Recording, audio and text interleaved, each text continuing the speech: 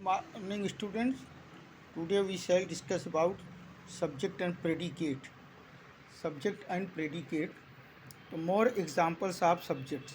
In each of the following sentences, the subject is in italic. जो italic शब्द से लिखा गया है यानी रेड कलर से, वो क्या है? सब्जेक्ट है.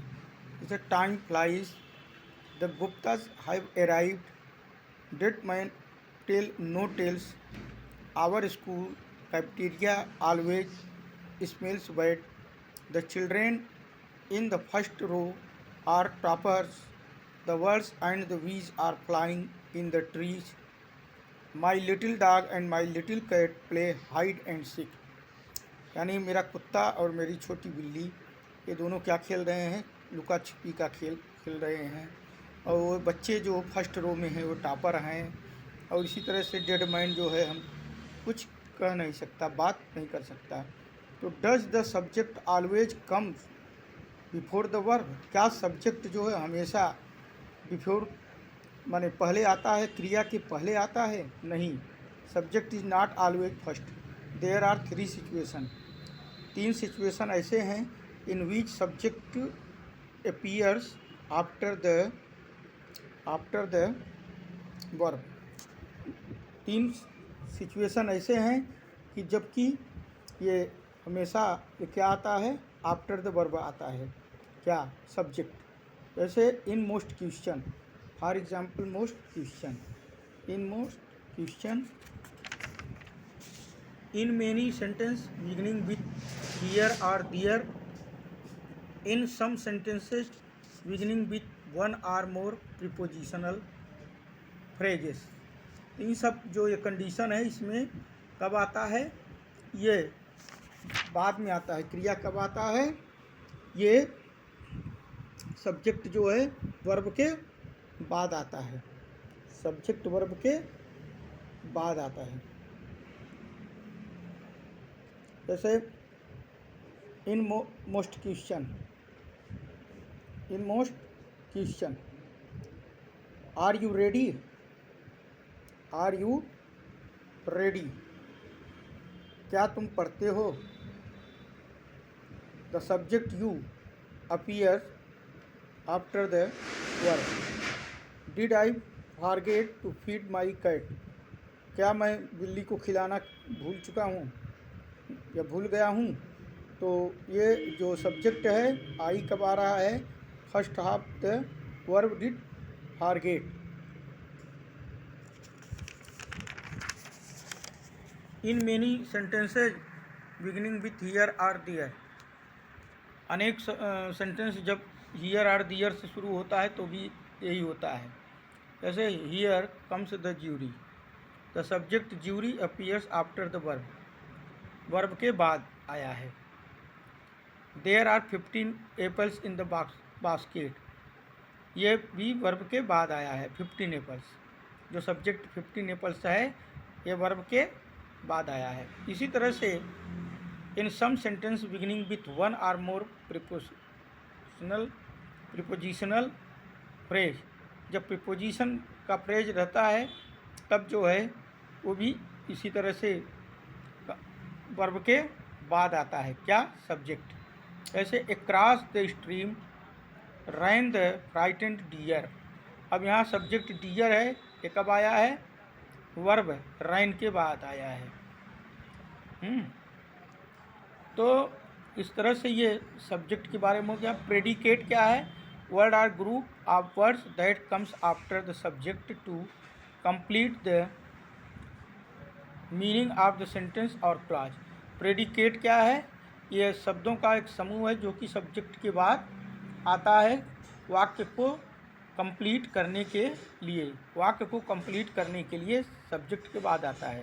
यानी सब्जेक्ट क्या कर रहा है उसी के बारे में बताता है. कि जैसे फॉर एग्जांपल कविता लाभ, जतिन रन्स या ही गोज. तो ये सब ही गोज टू स्कूल. तो ये जो सब्जेक्ट के बारे में बताता है जैसे, तो इसमें भी कई प्रकार के यानी 3 टाइप्स ऑफ प्रेडिकेट होते हैं, विधेय होते हैं. सिंपल प्रेडिकेट, ए प्रेडिकेट में be just a single word, the verb, एक ही, उसमें एक ही वर्ब रहता है, क्रिया रहती है, एक ही वर्ड रहता है, जिसको हम सिंपल प्रेडिकेट कहते हैं, जैसे Kavita laughed, such a predicate is called simple predicate. Compound में क्या रहता है, ये predicate that is made up of two or more simple predicate connected by conjunction such as and but extra. इसमें क्या रहते हैं कि कई प्रकार की चीज़ जुड़े रहते हैं, कंजक्शन जुड़े रहते हैं इसमें, जैसे she bake some cookies and made some coffee.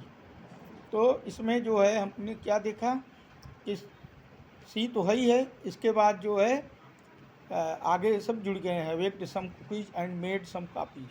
Complete predicate क्या है, ए प्रेडिकेट में also a complete verb phrase that is a main verb and all the words related to the verb except the subject.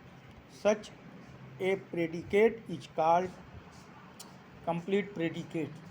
अब इसमें ये complete predicate हो गया, the grass is always greener or on the other side, the grass is always greener on the other side। अब यहाँ remember करने के लिए है, more example of predicate, time flies, we will fly, Gupta had arrive, वही चीज़ है, इधर बता रहा है कि क्या प्रेडिकेट है। Banita has never driven before, we will try harder next time, humming bird sing with their tail feathers, Pulkit has not return from school. अब यहाँ बताया जा रहा है कि प्रेडिकेट क्या क्या रखता है, माने प्रेडिकेट में क्या क्या सम्मिलित है। At the heart of the predicate is a verb, verb तो रहता ही है। Addition to the word a predicate or can content, क्या क्या रह सकता है, अभी बताया गया था। डायरेक्ट ऑब्जेक्ट रह सकता है, इनडायरेक्ट ऑब्जेक्ट रह सकता है, और कम्प्लीमेंट यानी पूरक जो कुछ बचे रहते हैं। डायरेक्ट ऑब्जेक्ट क्या है, इज ए नाउन और pronoun that is receiver of the action. It answer the question who or what, who or what से जो रहता है रिलेशन रहता है सब्जेक्ट का, वही ट्रांजिटिव वर्ब में, वही क्या है ये कम्बिनेशन में।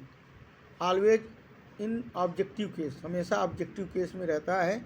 विशाल कलेक्टेड स्टाम्प, यानी जोर किस पर लग रहा है, विशाल पर लग रहा है। What did Vishal collect, stamp. Uncle loves me, ये whom does uncle love me.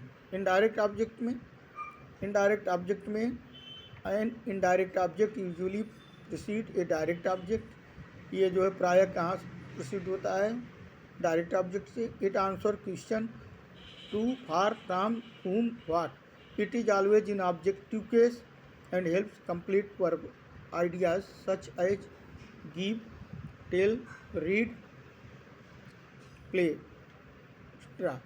Where something is done to और फॉर समवन और something. Mosquito gave us trouble, ये गेव अस क्या है, ट्रबल। इनडायरेक्ट ऑब्जेक्ट सजीव के लिए लगभग प्रयुक्त किया जाता है, जिसमें सजीव रंग समझिए, जैसे the mosquito gave trouble to home, ये तो हो गया अस, यानी mosquito gave us trouble, us हमें, हमें मतलब हम सजीव हैं, लिविंग पर्सन हैं। Sunita read me a poem, ये Sunita read to whom, me. Thank you.